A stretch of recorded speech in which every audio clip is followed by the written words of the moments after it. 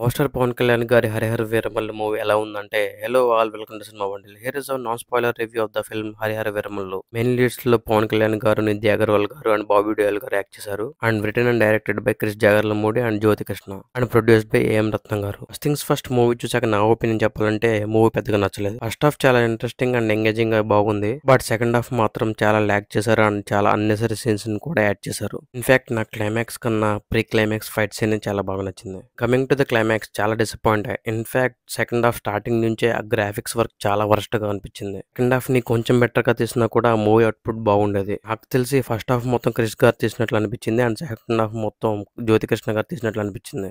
మూవీలో songs and BGM మాత్రం చాలా బాగున్నాయి. పవన్ కళ్యాణ్ గారి intro scenes and fight scenes and elevation scenes అన్ని కూడా చాలా బాగా వచ్చాయి. ఇన్ డెప్త్ రివ్యూలోకి వెళ్లే ముందు ఇంకా మీలో ఎవరైనా మన ఛానల్ సబ్స్క్రైబ్ చేసుకోకపోతే సబ్స్క్రైబ్ చేసుకోవచ్చు కదా.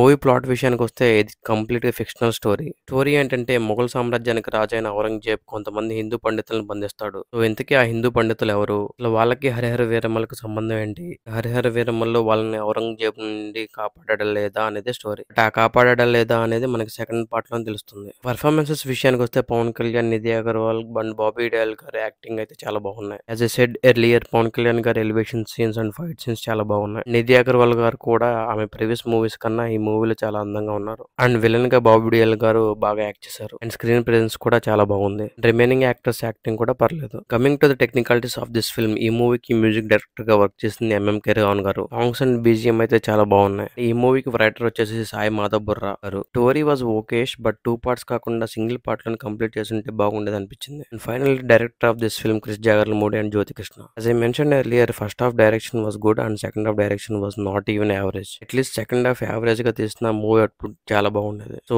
That's it for the review guys. నా రేటింగ్ వచ్చేసి 2.25/5. మూవీ చూసాక మీకు ఎలా అనిపించిందో కామెంట్ సెక్షన్ లో కామెంట్ చేయండి. Please do subscribe and thank you for watching.